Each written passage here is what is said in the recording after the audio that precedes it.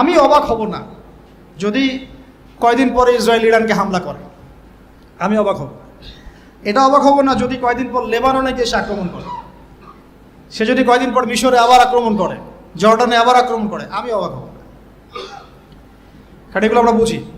আমার ইন্টারপ্রিটেশন যে অচিরেই তারা পুরো বিশ্বে একটা বড় যুদ্ধ বাঁধিয়েই ছাড়বে। দেখেন, ইনশাআল্লাহ অচিরেই তারা পুরো বিশ্বে একটা বড় যুদ্ধ না বাঁধানো পর্যন্ত থামবে না। আরবের উপর নিয়ন্ত্রণ কার হাতে? আপনারা মনে করেন যে আরবের উপর নিয়ন্ত্রণ নাই, সব স্বাধীন? আরবের উপরে অদৃশ্য শিকল পড়ানো আছে। চিল্লাচ্ছে বলছে আইনাল আরব, ওদের এই চিৎকার এদের কানে পৌঁছায় না। ওদের কান খ্রিস্টানদের টাকা দিয়ে বন্ধ করে দেওয়া আছে। ওদের এই মাজলুমদের চিৎকার ওদের কান পর্যন্ত পৌঁছায় না, কারণ তাদের মসনদ টিকে আছে খ্রিস্টানের সমর্থনে। এবং আরো বহু কান্ট্রির মধ্যে এই পশ্চিমাদের বেস ক্যাম্প আছে, সামরিক ঘাঁটি আছে, সামরিক বেস ক্যাম্প আছে, ওখান থেকে তারা ফ্লাই করে। এই পশ্চিমাদেরকে তেল বিক্রি করে করে করে আরবরা ধনী হয়ে গেছে।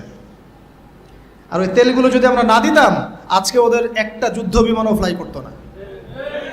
তারপরেও কিছু কি শব্দ ইউজ করবো জানি না, বলতে গেলে ভাই বেশি বলে ফেলবো, তখন আমার তাজকিয়া নষ্ট হবে।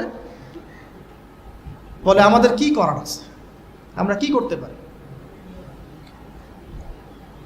আমরা তেল বিক্রি করতে পারি। এমনকি তাদের যে বুদ্ধি পরামর্শগুলো আছে, এই বুদ্ধি পরামর্শের আদলে, পশ্চিমা আদলে রাষ্ট্রগুলোকে গড়ে তোলা হচ্ছে। সেখানে রাষ্ট্রও গঠন করেছে, সেখান থেকে তার আরবের আশপাশে প্রতিবেশীদের উপর নিয়ন্ত্রণ নিয়েছে। সে দিন দিন তার রাষ্ট্রের আয়তনটাকে বড় করছে না করছে না করছে না করছে না যে শক্তিশালী রুলিং স্টেট হবে তার আয়তন বড় করতে হবে কি হবে না? অথবা আরেকটা অপশন হচ্ছে বিশ্বটাকে ছোট করে নিয়ে আসতে হবে। হয় রাষ্ট্রের আয়তন বড় করতে হবে, না হলে বিশ্বটাকেই ছোট করে নিয়ে আসতে হবে। এই বিশ্বটাকে ছোট করার দুইটা পদ্ধতি তারা বের করেছে। একটা হচ্ছে ইন্টারনেট সেকশন, প্রযুক্তি দিয়ে বিশ্বটাকে ছোট করে নিয়ে আসা, এটা হয়ে গেছে। বিশ্বে এখন ছোট শর্ট জায়গা, এইখান থেকে ওইখানে আপনি যোগাযোগ খুব দ্রুত করতে পারবেন। বিশ্ব ছোট, আপনাকে পায়ে হেঁটে যেতে হবে না। আর একটা অপশন হচ্ছে পুরো বিশ্বে যুদ্ধ বাঁধিয়ে দিয়ে পুরো বিশ্বের আয়তন ছোট করে ফেলা। আর আমি কনফিডেন্ট আমার বক্তব্যে, এটা আমার ধারণা, আমার ইস্তেহাদও বলতে পারেন, যদিও আমি মুস্তাহিদ নই।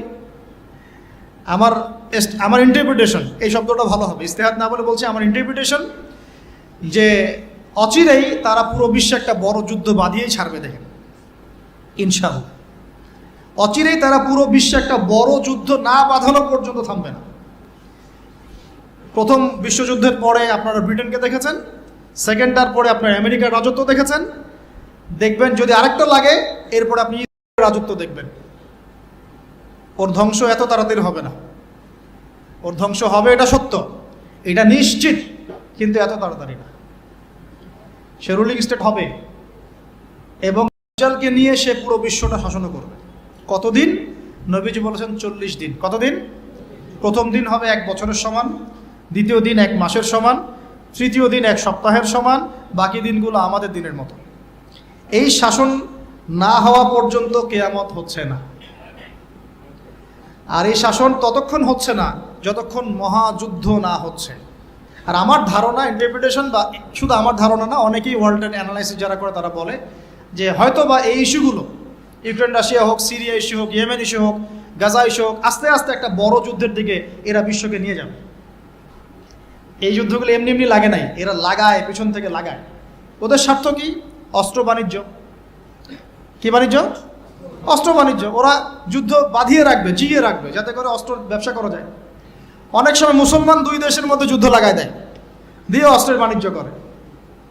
এগুলো কি মিথ্যা কথা বলছি না সত্য কথা বলছি? সরাসরি বলছি ভাই, কিছু করার নাই। এখন সরাসরি না বললে তো দেরি হয়ে যাবে। এখন জানা উচিত আপনাদের বিষয়গুলো। তো আমাদের ইন্টারপ্রিটেশন যে এটা হয়তোবা চলে আসতে পারে, চলে আসলে পরে বিশ্বের অবস্থা কি হবে সেটা ভাবতে হবে আমাদের। করোনা ভাইরাসে বিশ্বের যে অবস্থা হয়েছে, আর আমি বলে দিই, করোনা ভাইরাস কোনো মহামারী ছিল না। এটা কোনো মহামারী না, এরকম হয় না মহামারী। মহামারী মানে একটা এলাকার র্যাপিডলি মরে ধুয়ে সাফ হয়ে যাবে, এটাকে বলা হয় মহামারী।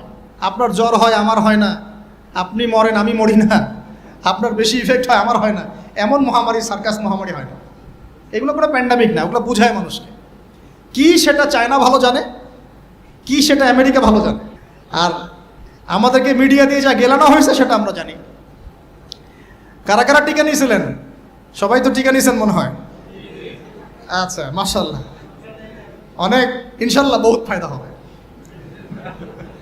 ঠিক আছে, ইনশাল্লাহ বহুত ফায়দা হবে। আচ্ছা, তারপরে আসেন, শেষ করে দেই ভাই, পরে আমরা কিছু কোশ্চেন অ্যান্সার নিবনি। তারা সেখানে রাষ্ট্র গঠন করলো, জেরুজালেমকে রাজধানীও বানাই দিল, আয়তনও বাড়াচ্ছে দিন দিন আস্তে আস্তে, তাই না? দিন দিন আয়তনও বাড়াচ্ছে, একের পর এক যুদ্ধ করছে, কেউ ওর সাথে পারছে না। যুদ্ধে কিন্তু পারা যাচ্ছে না ওর সাথে।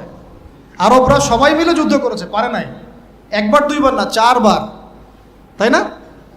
এবং সে ওয়ার্ল্ডের বড় বড় সেক্টরগুলো নিয়ন্ত্রণও করছে। আপনার কি মনে হয় যে ইউনাইটেড নেশনস বলেন, আমেরিকা বলেন, এগুলোর উপরও নিয়ন্ত্রণ নাই?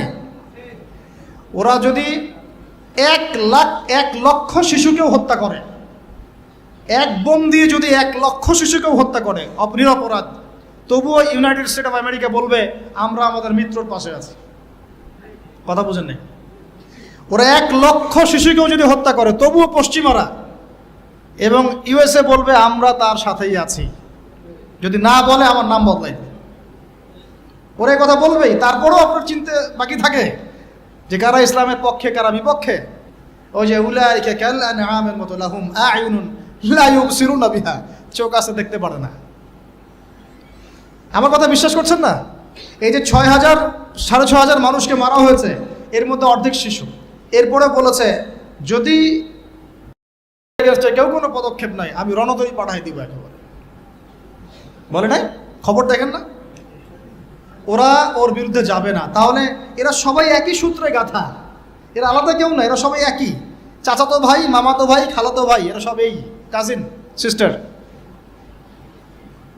আর আমাদের মুসলিম রাষ্ট্র মাশাআল্লাহ 57টা। আমাদের বক্তব্য এই পর্যন্তই। আমরা তীব্র নিন্দা জানাই, আমরা এই ঘটনার তীব্র নিন্দা জানাই। বাস, দ্যাটস অল। এর চেয়ে বেশি কিছু বলারও নাই। আমরা হাসছি, বাট আমাদের কাঁদা উচিত। মুসলিম রাষ্ট্রগুলোর মধ্যে পারমাণবিক বোমা নাই? নাই? আরব রাষ্ট্রগুলোকে অস্ত্র শূন্য করে দেওয়া হয়েছে। নিজেরা অস্ত্র প্রডিউস করতে পারে না। এরা তেল দেয়, তেল দিয়ে কিছু ডলার পায়, ওই ডলার দিয়ে আবার ওর কাছেই অস্ত্র কিনে। আপনারা একটু বোঝার চেষ্টা করেন। যখন আমরা এগুলো পড়ছিলাম ইউনিভার্সিটিতে, তখন এগুলো বুঝতাম না।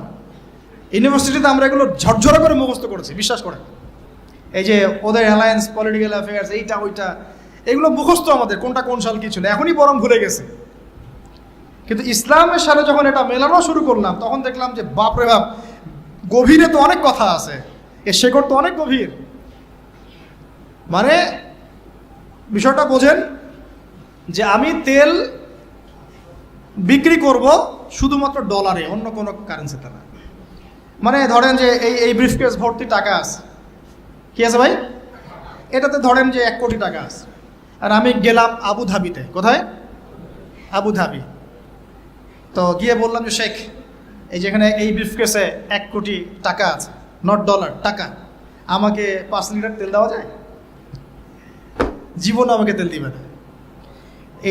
এই বক্সটা আমি নিয়ে গেলাম টাকার জায়গায় ডলার দিয়ে, শেখ আমার কাছে ডলার আছে 1 ব্রিফকেস, আমাকে কি এখন তেল দেওয়া যায়? অবশ্যই। কুল্লু খালাস, অবশ্যই। ইয়া হাবিবি কুল্লু খালাস, আসেন তেল নিয়ে যান। হাবিবি বলবে তখন, আসেন তেল নিয়ে যান। এই যে শুধুমাত্র ডলার দিয়ে তেল কেনা বেচা করার চুক্তি, এর নাম হলো পেট্রো ডলার মনিটরি সিস্টেম। আপনি ডলার ছাড়া অন্য কোনো কিছুতে তেল কিনতে পারবেন। গাদ্দাফি চেষ্টা করেছিল, মেরে দেওয়া হয়েছে। ঠিক আছে? তারপরে আরও অনেক কান্ট্রি, সাদ্দাম হুসেইন ট্রাই করার চেষ্টা করেছিল, মেরে দেওয়া হয়েছে। এই চায়না, রাশিয়া এখন চেষ্টা করছে যে আমরা অন্য কারেন্সিতে তেল কেনা বেচা করব। ইরান মাঝখানে চেষ্টা করেছে আমরা সোনাতে তেল কেনা বেচা করবো, সোনা দিয়ে। ওই জন্য দেখেন ইরানের সাথে অলওয়েজ লেগে আছে, অলওয়েজ একটা ফিকশন লেগে আছে। আমি অবাক হব না যদি কয়দিন পরে ইসরায়েল ইরানকে হামলা করে, আমি অবাক হব। এটা অবাক হবো না যদি কয়দিন পর লেবাননে গিয়ে সে আক্রমণ করে, সে যদি কয়দিন পর মিশরে আবার আক্রমণ করে, জর্ডানে আবার আক্রমণ করে, আমি অবাক হব। কারণ এগুলো আমরা বুঝি। এখন কথা হচ্ছে এই যে কেনা বেচাটা জায়েজ না জায়েজ বলেন দেখি, এটাও ভাইদের কাছে ফতোয়া নিয়েন। এতে করে কি হলো, ডলার হয়ে গেল সুপিরিয়র কারেন্সি, ও আধিপত্য বেড়ে গেল, আধিপত্য বেড়ে গেল। যদি আমরা টাকা দিয়ে তেল কেনা বেচা করতে পারতাম, তখন আমার টাকার মান থাকতো বেশি, ওদের মান থাকতো কম। তখন ডলারকে কেন্দ্র করে সব টাকা পয়সার মান নির্ধারণ করা শুরু হলো। কথা বুঝতে পারছেন? এই চুক্তিটা করেছে আরবরা। কারা করেছে? আরবের গলফ কান্ট্রিরা। এর পিছনে একটা ঘটনা আছে। বাদশাহ ফয়সাল রাহিমাহুল্লাহ তিনি তেল বয়কট করেছিলেন, তারপরে হেনরি কিসিঞ্জার এসে এই চুক্তি করেছিল। এটা অনেক আগের কথা, এটা চতুর্থ যুদ্ধের কথা, 1973 সালের দিকের কথা। এখন এই তেলের উপর নিয়ন্ত্রণ তারা নিয়ে নিল ডলার দিয়ে। যেটা বলতে চাচ্ছি শুনে বুঝেন, আমি ডলার দিলাম আপনাকে। আপনার নাম কি ভাই? আপনার নাম কি? হ্যাঁ, সাকিব। সাকিব আল হাসান ভাইকে আপনি খেলাবাদ দিয়ে এখানে কি করছেন? আচ্ছা, সাকিব ভাইকে আমি ডলার দিলাম এক ব্রিফকেস, এবং তিনি তেলের মালিক মনে করেন। এখন ভাই আমাকে তেল দিলেন, তা আমি তেল মাশাআল্লাহ আমার দেশে নিয়ে গিয়ে বাংকার আছে, বাংকার, ওই বাংকারের নিচে তেল ঢুকে রিজার্ভ করে রেখে দিলাম, যাতে ভবিষ্যতে এটা কাজে লাগে। কারণ তেল ছাড়া তো বিশ্ব অচল। আপনি তেল ছাড়া এই বিশ্বে কিচ্ছু চালাতে পারবেন না, পারবেন? কিচ্ছু চালাতে পারবেন না, পুরোই অচল। তো এখন ভাই তো আবার অস্ত্র শস্ত্র তার কাছে নাই, সে আমার সাথে বন্ধুত্ব করেছে। এখন আমি তাকে বোঝাচ্ছি যে আপনার তো নিরাপত্তার জন্য অস্ত্র দরকার, আপনার আশপাশে অনেক শত্রু আছে, ইরান আছে আপনার পাশে, যদি হামলা করে আপনার শত্রুরা তো অভাব নাই, তাহলে অস্ত্র কিনতে হবে না আপনার? ও বলছে হ্যাঁ কিনতে হবে। তো তাহলে অস্ত্র তো আপনি বানাতে পারেন না, সেই প্রযুক্তি আপনার নাই।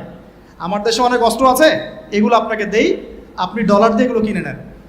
প্রথমে যে ডলারটা আমি ওকে দিয়ে তেল নিয়েছি, ওই ডলারটা আমি আবার ওর কাছ থেকে নিয়ে আমার অস্ত্র দিলাম ওকে। লাভ কার? বুঝেন নাই মনে হয়। প্রথমে আমি দিয়েছি ওকে ডলার, সাকিব দিয়েছে আমাকে তেল।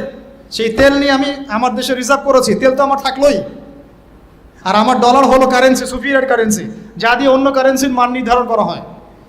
এবার ওকে বুঝালাম তোমার অস্ত্র নাই, তো ও বলছে তো আমার তো প্রযুক্তি নাই, তাহলে আমাকে আপনি কিছু অস্ত্র বিক্রি করেন আমার কাছে। তা আমি কিছু অস্ত্র, আমার তো অস্ত্রের অভাব নাই, আমি যত ইচ্ছা এগুলো বানাতে পারি।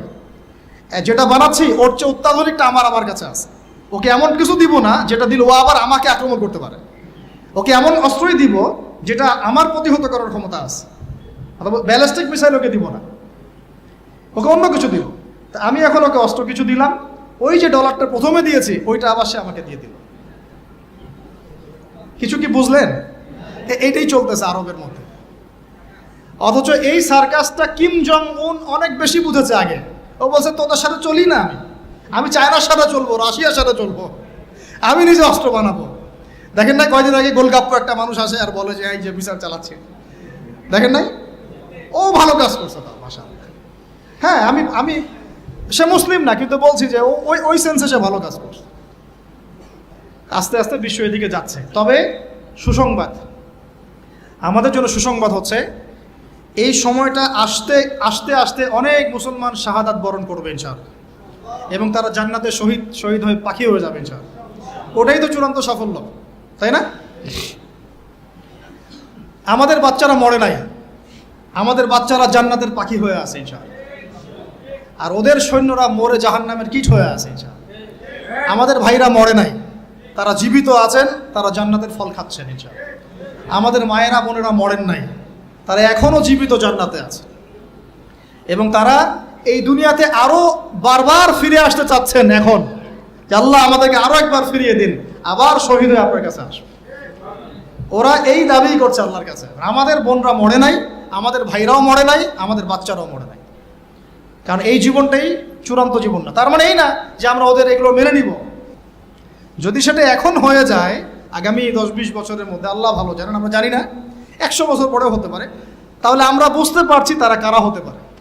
আমরা তো বুঝতে পারছি ওয়ার্ল্ডের মধ্যে কারা কি ঘটছে। হ্যাঁ, যাদের প্রতি মহব্বত রাখলে আপনাকে আবার বলছে আপনি মুনাফেক, টাটকা মুনাফেক, তাজা মুনাফেক, অমুক মুনাফেক, তমুক মুনাফেক। আল্লাহ সুবহানাহু ওয়া তাআলা এদের ভাগ্যে হেদায়েত থাকলে হেদায়েত দান করুন, না থাকলে আল্লাহ পাক এই কলঙ্ক, এই উম্মাহকে এগুলো থেকে কলঙ্ক মুক্ত করুন। আমিন। এই চাচা আবু তালেব নবী সাল্লাল্লাহু আলাইহি ওয়াসাল্লামের জন্যে এবং দিন ইসলামের জন্যে, কারণ তার ভাতিজার দিন তো তারই দিন,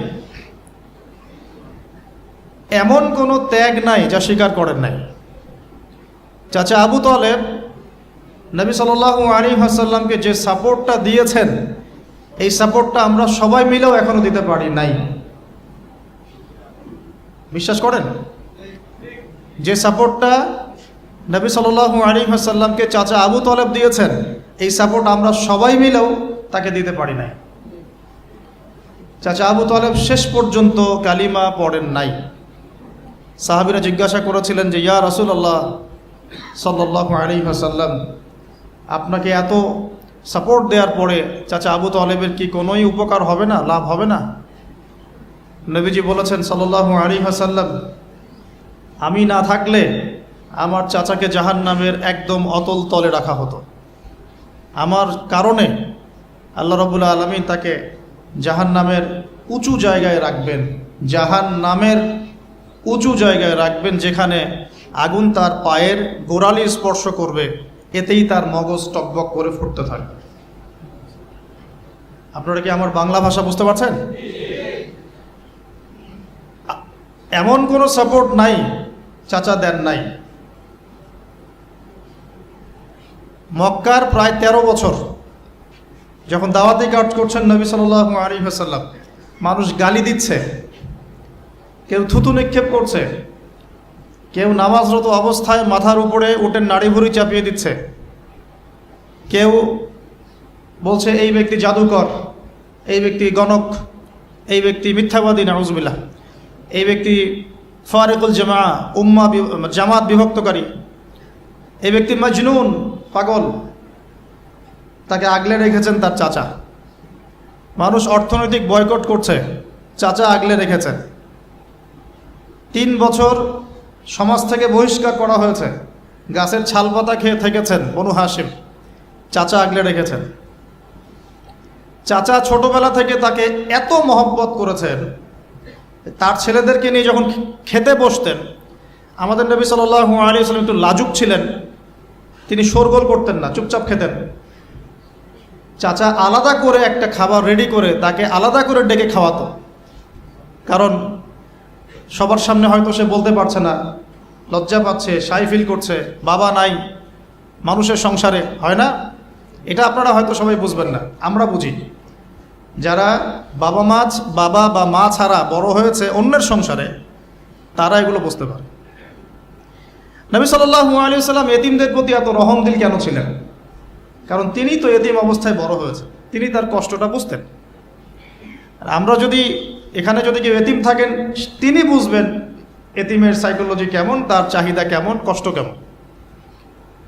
আমি তো বারবার বলে আসছি কয়েকদিন থেকেই, আমাদের তো কারো সন্তান মারা যায়নি, আমাদের কারো সন্তানকে তো বোম মেরে বুলেট দিয়ে গুলি করে হত্যা করা হয়নি, আমরা তো সেই লাশ দাফন করি নাই।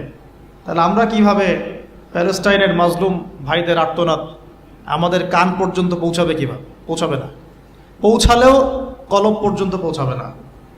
আমার সাথে তো এটা হয় নাই। তো ওই দিকে আমি পরে আসতেছি। চাচা আবু তালেব তাকে এত মহব্বত করেছেন, আমি ভাষায় প্রকাশ করতে পারব না। আর আমরা চাচা আবু তালেব সম্পর্কে অনেক সময় আলোচনা করি, কিন্তু তার চাচির কথা ভুলে যায়। তার চাচির নাম ছিল ফাতিমা। কি নাম ছিল? এই নামে তিনি তার মেয়ের নাম রেখেছেন। এই ফাতিমা, তার চাচি, নবী সাল্লাল্লাহু আলাইহি ওয়াসাল্লামকে আলাদা করে ডেকে খাওয়াতেন, মহব্বত করতেন। তিনি কিন্তু তার সন্তান না, অন্য কারো সন্তান। একজন মেয়ের পক্ষে অন্যের সন্তান মানুষ করা চারটাখানি কথা না। সতীনের সন্তানই সহ্য করতে পারে না, আর অন্য মানুষের সন্তান নিজের মতো করে মানুষ করা একটা মেয়ের পক্ষে এত সহজও না। তো এই কাজটা চাচি করেছেন। আমি একটা জায়গায় আসতে চাচ্ছি, এত কিছু করার পরেও, সমাজের মানুষের অত্যাচার, নির্যাতন সব থেকে ভাতিজাকে প্রোটেক্ট করার পরেও শেষমেশ তিনি কালিমা লা ইলাহা ইল্লাল্লাহ সাক্ষ্য দেন নাই। তো শেষে কি হলো, কালিমাটা পড়া হলো না? হলো না? বারবার জিজ্ঞাসা করা হচ্ছে, চাচা আপনি কালিমাটা পড়েন, আমি আপনার জন্য আল্লাহর কাছে সুপারিশ করব। শেষমেশ তিনি বলেছেন যে না, আমি আব্দুল মুত্তালিবের ধর্মের উপরে থাকলাম, নাউজুবিল্লাহ। সারা জীবন সাপোর্ট দেওয়ার পরে কালিমা পড়ে মুসলিম না হওয়ার ফলশ্রুতিতে আল্লাহর নবীজি বলছেন আল্লাহ পাক তাকে জাহান্নামের উঁচু স্থানে রাখবেন।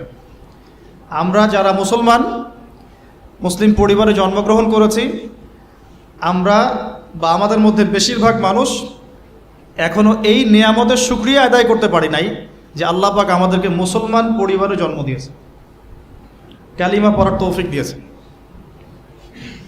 আমরা সহজে যা পেয়ে যাই তার মূল্য বুঝি না। আল্লাহ পাক যে আল্লাহ পাক কি আমাকে জিজ্ঞাসা করেছিলেন যে আবু তাহা আদনান তোমাকে মুসলিম বানাবো না অমুসলিম বানাবো? আপনাকে কি আল্লাহ পাক জিজ্ঞাসা করেছেন হে আব্দুল্লাহ আব্দুর রহমান তোমাকে মুসলিম বানাবো না অমুসলিম বানাবো, তুমি কি চাও? আল্লাহ পাক আমাদেরকে জিজ্ঞাসা করেন নাই। নিজ অনুগ্রহে আল্লাহ পাক আমাদেরকে মুসলিম পরিবারে জন্ম দিয়েছেন। তো সেই মুসলিম পরিবারের মানুষ এখন কালিমা লা ইলাহা ইল্লাল্লাহের সঠিক মর্মও জানে না, তাওহীদও জানে না, শিরকও চিনে না, ইমানের রোকনগুলোও বোঝে না, ইমানের মূলনীতিও বোঝে না, ইমান ভঙ্গের কারণও বোঝে না, কোনো কোনো ক্ষেত্রে ওযু গোসলের মাসলা মাসাইলও জানে না, নামাজ পড়ার ফরজ ওয়াজিব সুন্নাত মুস্তাহাব বোঝে না, নামাজ পড়েও না। মাশাআল্লাহ, জুমার দিনে নামাজ পড়তে আসে অনেকেই, ঈদের দিনে প্রথম দেখা যায়, আর জানাজার নামাজে প্রথম দেখা যায়। আর দেখা যায় যারা এরকম নামাজ কালাম পড়ে না তাদের জানাজা আবার 3-4 বার হয়, নামাজগুলো মনে বাকি শোধ করে পড়ে। রোজা রাখে না, জাকাত তো মাশাআল্লাহ প্রায় উঠে গেছে বললেই চলে সমাজ থেকে। বাংলাদেশের ধনিক শ্রেণীরা যদি জাকাত দিত 10টা পদ্মা সেতু বানানো যায়। বিশ্বাস করতেছেন না? ধনীরা যদি সত্যি সত্যি জাকাত দিত, জাকাতের টাকা পদ্মা সেতুতে দেওয়া যাবে কিনা সেটাও একটা মাসালা আর কি। আমি একটা এক্সাম্পল দিলাম আর কি। জাকাতের টাকা তো ওইটা করা যাবে কিনা এটা তো একটা মাসালা, তাই না? জাকাতের খাত তো 8টা, ইন্নামা সাদাকাতুল লিল ফুকারা ওয়াল মাসাকিন ওয়াল আমিলিনা আলাইহা ওয়াল মুআল্লাফাতি কুলুব ওয়া ফির রিকাব ওয়া ফি সাবিলিল্লাহ, এরকম কয়েকটা খাত আছে। তা আমি একটা এক্সাম্পল দিলাম, যদি বাংলার মানুষ ধনিক শ্রেণী ঠিকঠাক জাকাত দিত, বিশ্বাস করেন সমাজে আপনি দরিদ্র মানুষ খুঁজে পেতেন।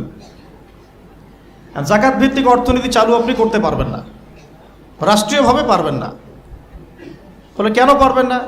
কারণ প্রত্যেকটা রাষ্ট্রের উপর জাতিসংঘের নিয়ন্ত্রণ আছে। আমি ভাই খোলামেলা কথা বলার মানুষ, যদি কারো পছন্দ না হয় কিছু করার নাই, আমাকে বলতে হবে। আপনি আমার সাথে একমত হন বা না হন, অ্যাটলিস্ট শুনেন, পরে সত্য মিথ্যা আপনি যাচাই করেন, মানা না মানা আপনার বিষয়। আমি জাস্ট বলতেছি, আমি তো আপনার মস্তক দখল করতে পারবো না, আমরা তো খুবই দুর্বল। যখন উম্মার একটা সংকট চলে তখন আপনি চিনতে পারবেন কারা ইমানদার কারা মুনাফিক। ভালো অবস্থা আপনি বুঝতে পারবেন না, সব স্বাভাবিক আছে মনে করেন, এখন আপনি বুঝতে পারবেন না আসলেই কে ইমানদার কে মুনাফিক।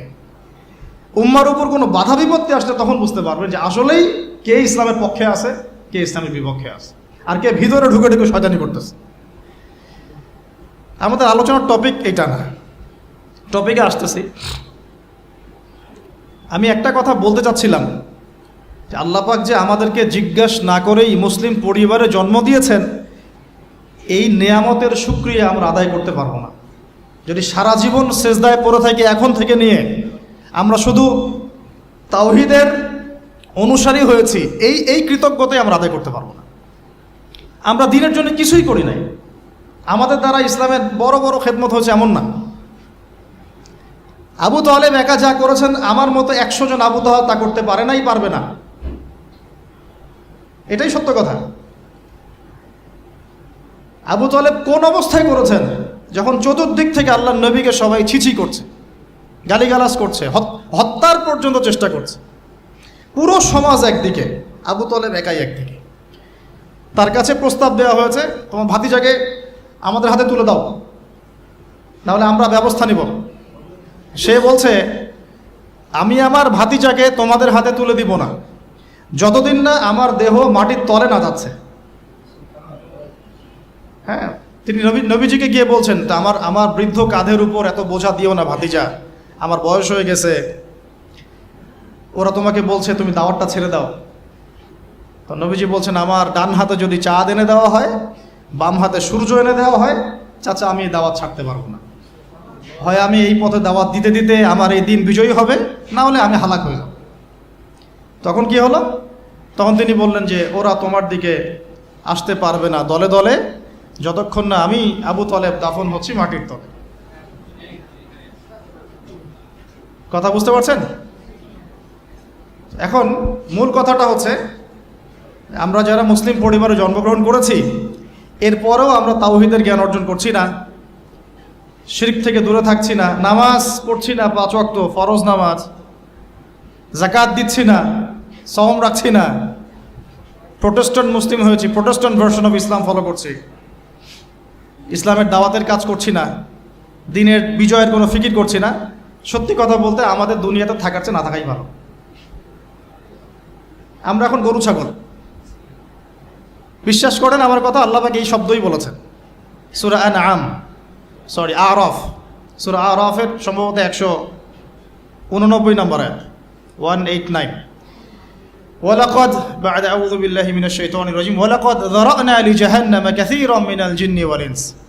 আল্লাহ পাক বলছেন, আমি প্রচুর জিন আর মানুষকে দিয়ে জাহান্নাম পূর্ণ করব। বলি নাউযুবিল্লাহ।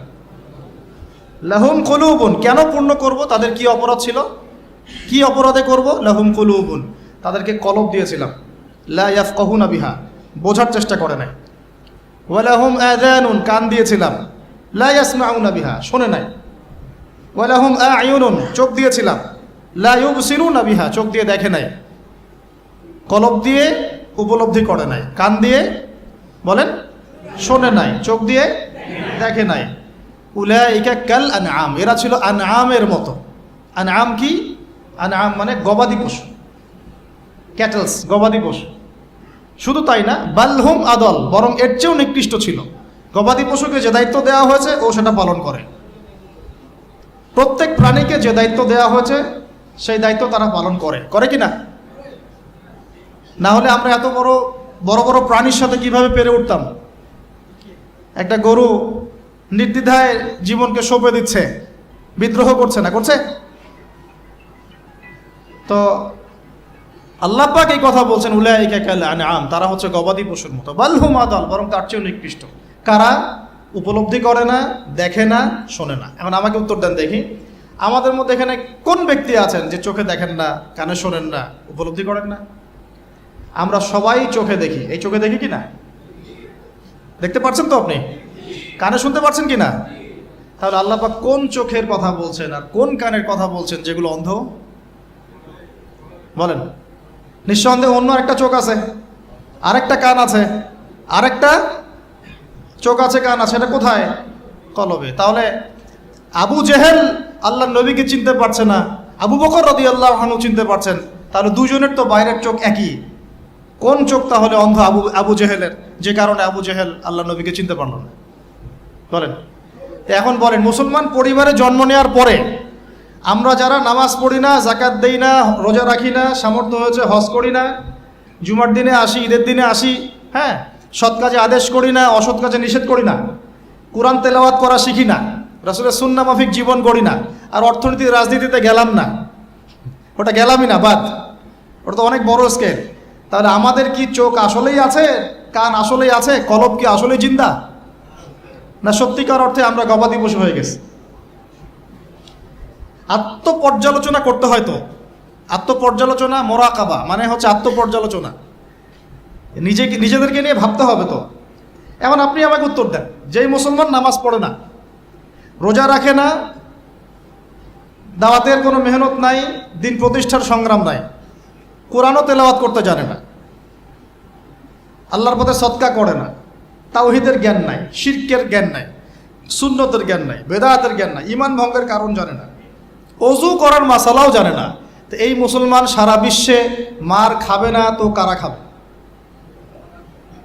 আমাকে বলেন, উত্তর দেন। আমার জানা নাই, আমি এগুলো বুঝি না, বুঝতে আসছি। আমি অনেক কিছুই বুঝি না, যে আমার বুঝের সাথে অনেক কিছুই মিলে না। আমার বুঝ এইটা যে মার খাবো না তো খাবে কারা? এটা আমার বোঝ। এখনো যে আমরা বসে আছি এখানে খাই নাই, সেটাই তো আল্লাহ পাকের রহমত। অনেক আগেই তো আল্লাহর গজব আসা উচিত ছিল।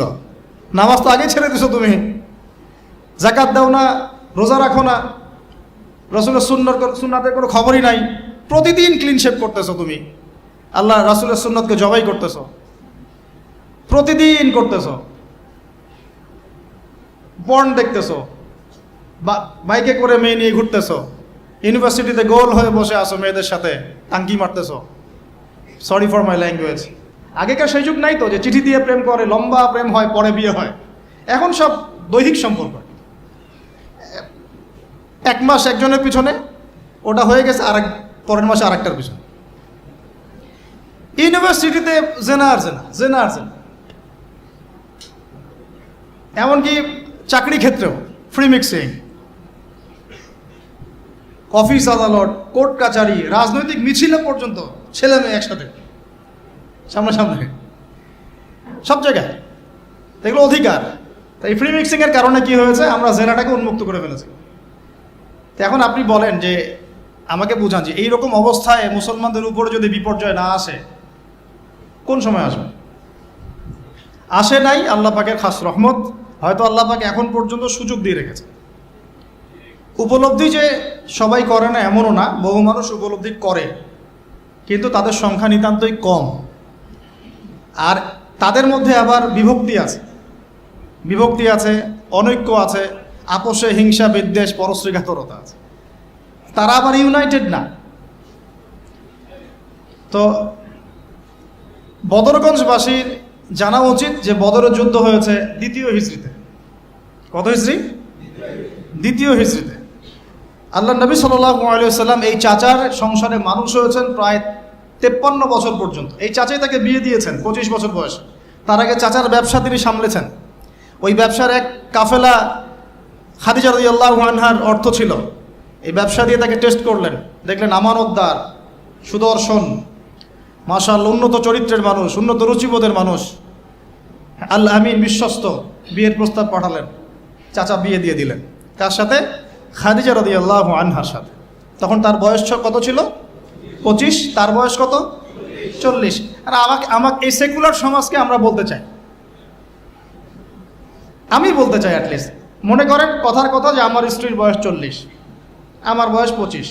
এখন আমরা একে অপরকে মহব্বত করি, ভালোবাসি, আমরা সংসার জীবনে হ্যাপি, সুখী, এবং আমাদের সন্তান সন্ততিও হচ্ছে। এমন না যে আমরা মেডিকেল সায়েন্সের ভাষায় এই দিকে আমরা অক্ষম। মহব্বত আছে, দুজনকে পেয়ে সুখী, একে অপরকে ভালোবাসি, সন্তান হচ্ছে। আপনার কোনো সমস্যা? আমি আমার এই ম্যারিড লাইফে আমরা হ্যাপি, আপনার কোনো সমস্যা? আমার স্ত্রীর বয়স 40, আমার বয়স 25। মনে করেন আমার বয়স এখন কত চলছে? 32-33 হবে আর কি, সূর্যের হিসেবে। কিন্তু বয়স কিন্তু ফিক্স হয় চন্দ্রের হিসাবে, আমরা সূর্য হিসাব করি। এখন ধরেন আমি একটা বিয়ে করলাম, ধরেন তো স্ত্রীর বয়স মনে করেন 16 বছর। কত? মনে করেন 16 বছর। 16 বছর একটা মেয়ের কি হায়েজ হয়? হায়েজ বোঝেন? আচ্ছা, সে কি সন্তান জন্মদানে সক্ষম?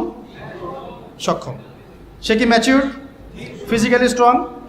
এখন ওর বয়স 16, আমার বয়স 32, ডাবল। 16 দুগুণে 32 না? হ্যাঁ, তাই তো, অঙ্ক ভুলে গেছি ভাই। আচ্ছা, এখন ও আমার সাথে হ্যাপি, আমি তার সাথে হ্যাপি, সন্তান জন্ম হচ্ছে, দুজন সুখে আছি, মহব্বতের সাথে আছি, সুস্থ আছি। কোনো সমস্যা আপনার? তো এই হলো অবস্থা, সার্কাস। এখন এই 16 বছরের মেয়ে, আপনার মেয়ে, আপনি বিয়ে দিতে পারবেন না। বলবেন যে আপনি রাষ্ট্র আইনের বিরুদ্ধে কথা বলছেন। না, আমি বিরুদ্ধে কথা বলছি। আমি বুঝাচ্ছি যে এটা কতটা অসার একটা আইন। 16 বছরের একটা মেয়ে যদি জেনা করে, আপনি উৎসাহিত করছেন। 16-17 বছরের মেয়েরা জেনা করে না? স্কুলে, কলেজে, বিশ্ববিদ্যালয়ে, এইখানে ওইখানে। এর বিরুদ্ধে আপনার ব্যবস্থা কি, অ্যাকশন কি? কিন্তু 17 বছর একটা মেয়ে যদি বিয়ে করে, আপনি তো কাজীকে ধরে জেলে দিয়ে দিবেন একেবারে। এখন বলেন এটা কি আমি মানতে বাধ্য? এখন জোর করে চাপাই দিলেন, ল করে দিলেন, মানতে বাধ্য হয়ে গেলাম। এটা আসলে কি কোরআন সুন্নাহ সমর্থিত হলো? এখন জবাব দিবেন আল্লাহর কাছে আপনি। জনগণ কিছুই বলতে পারবে না। আমরা শুধু জ্ঞানতাত্ত্বিক একটা ডিবেট করলাম এবং আপনাকে দেখালাম যেটা একটা অসার। তারপরেও যেটা হয়েছে হোক, অ্যাটলিস্ট বিয়েটা সহজ করলে ভালো হতো। বিয়েটা কঠিন হয়ে গেছে, এই জন্য এটা জেনার রাস্তা বেছে নেয়। তো আমরা জেনাকে উস্কে দিচ্ছি। আরে ভাই 16-17 বছর তো দূরের কথা, এখন 13-14 বছরের মেয়েরাই দেখবেন ঠিক নাই। আপনি মনে করেন এখনকার স্কুল কলেজের মেয়েগুলো খুব দুধে ধোয়া তুলসী পাতা? যখন 15 বছর আগে যে যুগটা ছিল, 20 বছর আগে, আর এখন তো আর অনেক আপডেটেড। এখন ওরা ওইসবে বিশ্বাসী না। গল্প করে যে কার কয়টা, কার কয়টা। কোনো ভাই হাসেন না, কোনো ক্ষেত্রে মাদ্রাসাও এর থেকে মুক্ত হয় নাই। আমাদের দিকেও তো বলতে হবে, ইনসাফ করতে হবে। তো বহু মাদ্রাসাতেও জেনার ঘটনা ঘটছে এখন, কারণ এটা পর্নোগ্রাফির যুগ। কিসের যুগ? একজন টিচার যদি কোরআনে হাফেজ হয়, আলেম হয়, এবং একই সাথে যদি পর্নে এডিক্টেড হয়, সেই ব্যক্তির দ্বারা ধর্ষণ হতে পারে, যদিও সে হাফেজ, যদিও সে আলেম, যদিও সে দায়ী, whoever he is। এরকম ঘটনা ঘটছে। কোনো ক্ষেত্রে ছেলের সাথে জেনা পর্যন্ত হচ্ছে। হয় নাই ভাই? আমি কি বানায় কথা বললাম? যেই করুক এটা পাপ। শাস্তিও আবার কি? ধর্ষণের শাস্তি কি? ইসলামের শাস্তি কি? মৃত্যুদণ্ড। কয়টা কার্যকর করতে পারবেন আপনি? তো সব দিকে সমস্যা। আমি যে পয়েন্টে আছে এখানে চলে আসেন। এখানে সাউন্ড বন্ধ করেন। আমাদের এই ভিডিওটি যদি আপনার ভালো লেগে থাকে তাহলে ভিডিওতে একটি লাইক দিতে পারেন এবং আপনার প্রিয়জনদের সাথে শেয়ার করতে পারেন, এবং এইরকম আরও ভিডিও পেতে আমাদের ইউটিউব চ্যানেলটি সাবস্ক্রাইব করে পাশে থাকা বেল আইকনটি অন করে দিন।